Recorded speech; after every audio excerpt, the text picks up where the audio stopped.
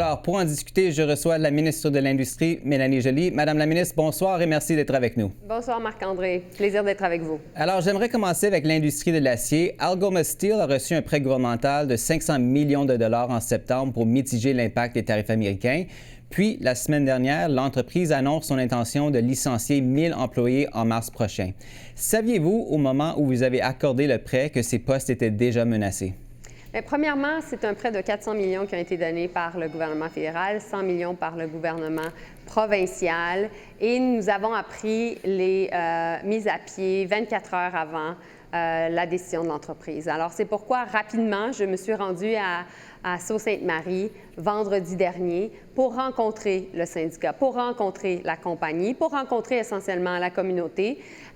Et nous en sommes arrivés à un consensus où essentiellement la compagnie, le confirme maintenant, va engager 500 personnes d'ici la fin de l'année 2026 parce qu'elle va se concentrer sur 2 lignes d'affaires. La première liée à de l'acier qui est nécessaire pour le secteur de la défense, la deuxième ligne d'affaires pour l'acier pour le secteur du logement et des infrastructures. Et donc, 500 emplois qui vont être réengagés d'ici la fin de 2026. Et en même temps, ce que le syndicat nous demande, c'est qu'on puisse participer à de la nouvelle formation professionnelle de la part de la compagnie, de Algoma Steel, mais aussi en partenariat avec le gouvernement. Et nous sommes engagés à travailler sur justement cette offre de formation professionnelle aux employés affectés par la nouvelle Algoma. Parce que, vous savez, ce qu'on a clairement entendu de la part du syndicat, c'est que les ouvriers, les employés veulent être capables d'avoir le choix, soit de retourner à Algoma dans 1 an, ou soit d'être capables de choisir une autre carrière. Et donc, on va leur offrir ce choix-là. Mais pourquoi est-ce que votre entente de prêt avec Algoma Steel n'a-t-elle pas stipulé la protection de tous les emplois? Pourquoi ne pas avoir imposé ces conditions?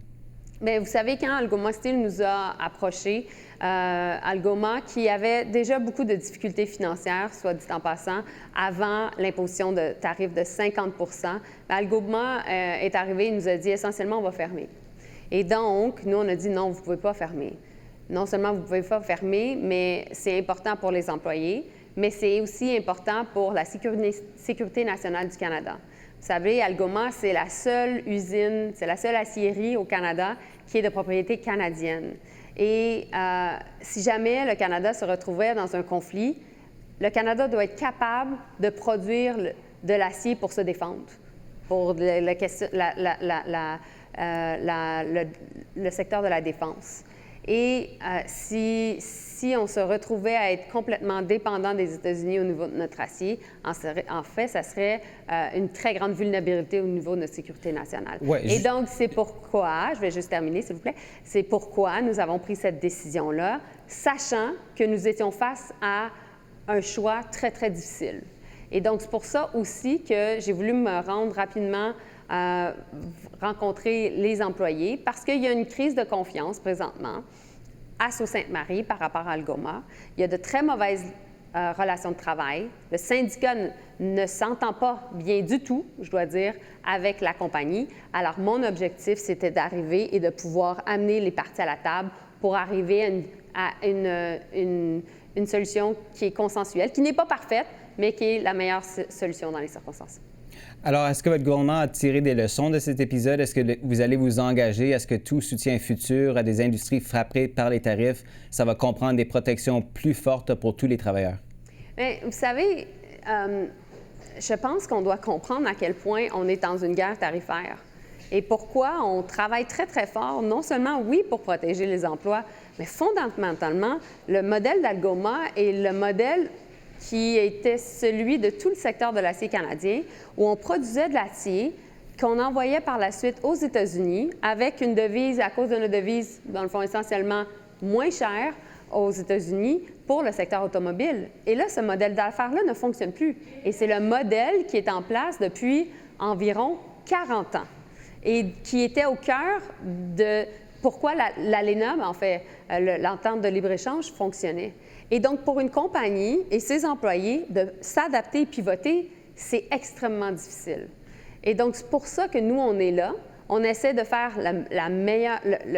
prendre la meilleure décision dans les circonstances, mais je suis très, très, très consciente qu'on ne peut pas encore rendre plus vulnérables les gens qui travaillent dans ces industries-là. Et c'est une bataille à tous les jours. Et donc, c'est pour ça que, pour moi, c'est très important qu'on travaille comme une équipe Canada ensemble, on travaille tous les partis politiques ensemble, parce que la guerre commerciale, elle est réelle.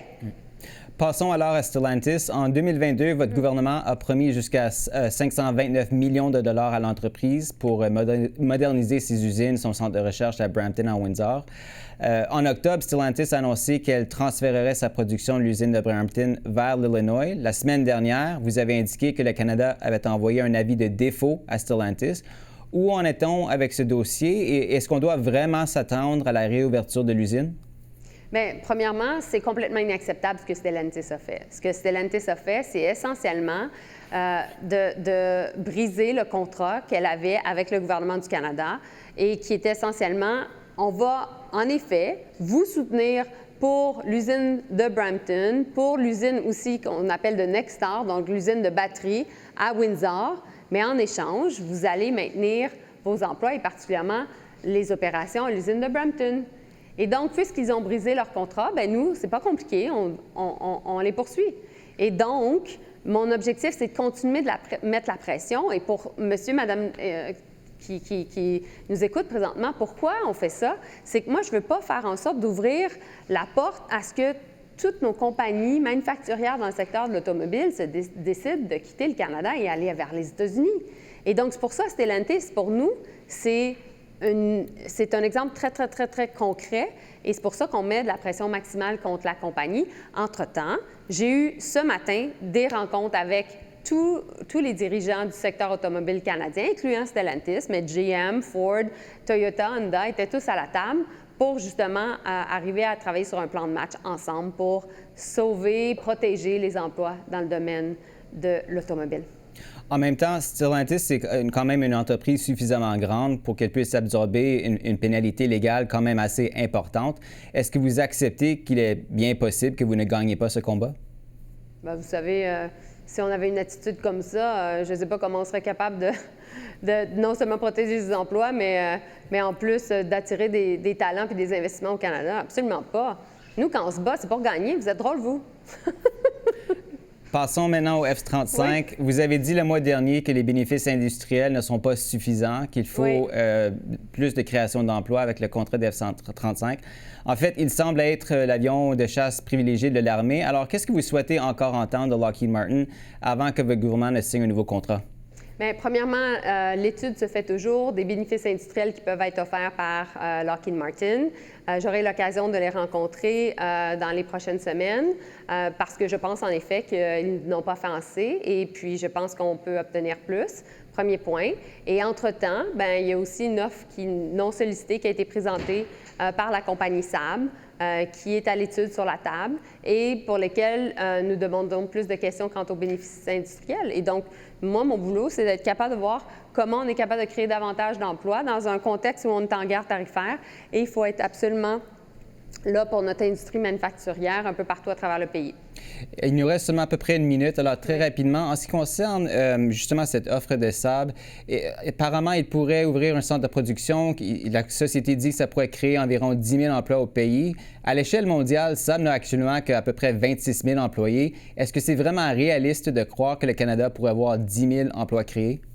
Bien, moi, je pense que c'est une question que vous devez poser à la compagnie. Moi, entre-temps, on demande plus de questions parce que c'est pas vrai qu'on va lever le nez sur une offre qui pourrait être très attrayante.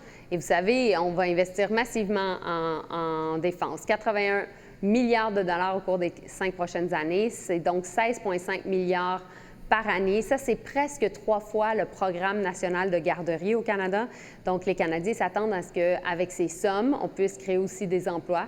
Et donc, mon boulot, c'est de s'assurer que les gens aient un boulot. Alors, je vais travailler là-dessus. Il va falloir qu'on s'arrête là-dessus. Madame la ministre, merci encore une fois d'avoir été des nôtres ce soir. Merci. Au plaisir, Marc-André. Merci.